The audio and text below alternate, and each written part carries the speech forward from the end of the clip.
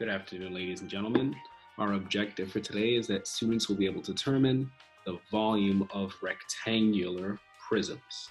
All right, we've been talking about area, circumference of circles. Today we're going to get into talking about volume of what we call a rectangular prism, and then we're going to lead into later this week the volume of circular objects like cylinders, cones, and spheres. So first off, remember, when we're talking about area, we're thinking flat. We're thinking two-dimensional shapes. So we've got a circle, we've got a triangle, we've got a parallelogram. The area of these shapes is the space that's contained inside of those shapes. And when we talk about area, we think about counting up what we call these unit squares. So I'm seeing how many of these little 1x1 squares can I fit inside of each of these shapes. Now, when we get into the three-dimensional realm, we're thinking about shapes that have multiple dimensions. It doesn't really make sense to talk about area. I could talk about surface area, for instance. So say, what's the surface area of just the top of this cube, and see how many of these I can count up, but that's not going to tell me the volume or how much space fits inside of this cube. So when we're talking about volume, we're thinking about how much stuff fits inside of a three-dimensional shape. And when we say stuff, usually what we're thinking about are these unit cubes here. So this here is a 1x1 cube. We would say that this unit cube here has a volume of 1 cubic unit. Or we could say 1 unit cube. That's how I'd write a cubic unit. Just like when I'm talking about area, I would say I have 1 square unit. Now, again, the volume is going to basically be how many of these cubes we have contained inside of this cube here. Now, I could try to count them up and say, okay, looks like I've got 1 here, 2, 3, 4, 5, etc. But I'm going to run into a problem that I can't see what's inside there. So we need to figure out a method to help us actually count up every single cube without missing the ones that might be hidden from view. All right. So we're going to turn to the next page, and the way that we're going to do that is by looking at a couple of different layers. So I want you to look at the images here. This here is a block. It says that I have 1 layer. This here says that I have 2 of these 1 layers stacked up on top of each other. And this image here says that I have 5 of these 1 layers stacked up on top of each other. So based on what we were looking at before, I want you on your own to first try and answer the 4 questions below here. So what's the volume of the first shape labeled 1 layer? What's the volume of the second shape labeled 2 layers? What's the volume of the last shape labeled 5 layers? And then what do you think the volume of a shape that had 35 layers would be? So I want you to pause the video at this point, try to answer those for yourself first. All right?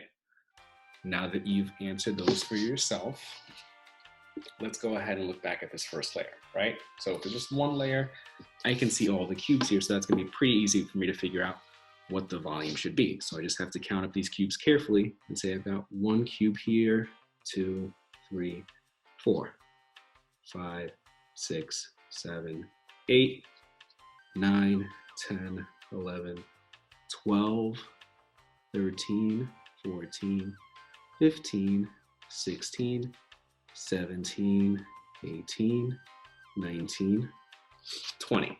So I've got 20 cubes there. I would say that this has a volume of 20 cubic units. Now, if I were to go on to layer 2, again, I want to sit there and try to count up everything, right? But I can't see the ones that are underneath this top layer, right? But remember, this layer here is the same, just stacked up on top of each other. So from that first one, I know that this bottom layer here, right? I know that that has 20 cubes in it. The top is an exact image of that. So the top one is, again, gonna have 20 cubes. So I have 20 cubes stacked on top of 20 cubes. So that means that over here, we actually have 40 cubic units. Now, we're gonna use that same reasoning for the last one here. I see that I have 1 layer on the bottom, 2 layers, 3 layers, 4 layers, 5 layers. So I have 5 of these 1 layers stacked up. Each layer has 20 cubes. So it's like saying I've got 20 here, plus 20 here, plus 20 here, plus 20, plus another 20. Right? Now, a faster way to do that, instead of adding up, just remember that multiplication is a way to do repeated addition. So instead of saying 20 plus 20 plus 20 plus 20 plus 20, I'm going to say that's 20 multiplied by 5. So altogether, I know that's going to be equal to 100 cubic units. Right? So basically, in essence, what we did here is it's kind of like we found the area of the base here, right? I got 20, and if I actually look and say I've got 1, 2, 3, 4, it's actually like saying I have 4 cubes here. By 5 cubes, 4 times 5 gives us 20 altogether. So instead of counting them up, another way to find how many we have there is by kind of finding the area of the top frame here, right? Now I'll let you figure out that last question for yourself there. I can't give you all the answers. And we're going to use what we just learned here to apply that to finding a general rule for the volume of a rectangular prism. So typically when we talk about the volume of these shapes, you see this equation. It says V is equal to L times W times H, or length times width times height. So when we're looking at this first part, the length times the width, think about that like finding the area of your base, or how many cubes are on that base layer.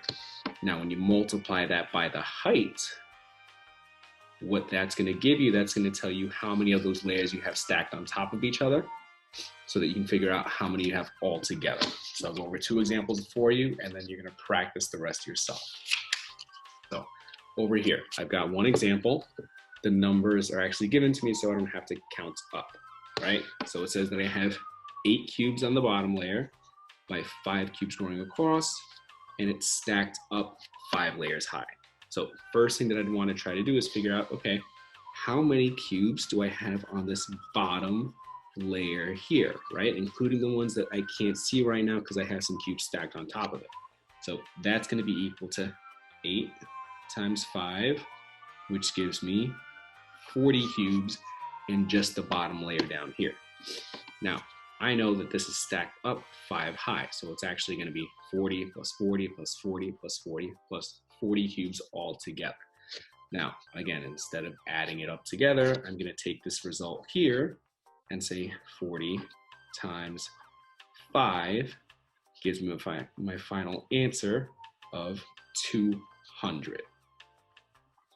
And again, I want to write cubic units. Right? Now, right-hand side, I don't have the luxury of having the numbers there, so I'm going to have to go ahead and count them up. So I've got 1, 2, 3 cubes by 1, 2, 3, 4 cubes, and it's stacked up 1, 2, 3, 4 high. Now, I can do it like I did it before, figure out first how many cubes are on the bottom layer here, multiply that by how many I have stacked up, or using this formula here, I can multiply everything together. So I can say I know that the volume is going to be equal to, just multiply your dimensions together, 3 times 4 times 4.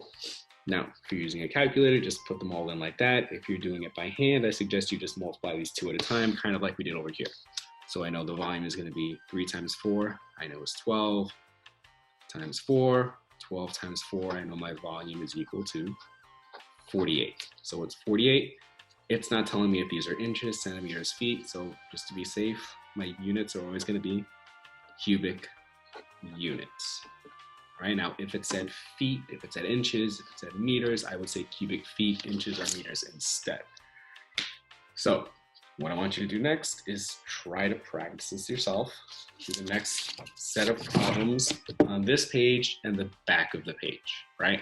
Once you finish the 2 pages, part 3 is kind of like an extension, but I want you all to make sure you try it because it's not that challenging, right? You're just gonna have to try to count up the blocks and figure out how many are there that you can't see, right? If you have any questions, you can leave a comment in the comment section on the Google Classroom, or if we have the Zoom session live, you can ask some questions there, right? Good luck. And remember, don't forget your units and try to show as much work as you can before you submit. Thanks.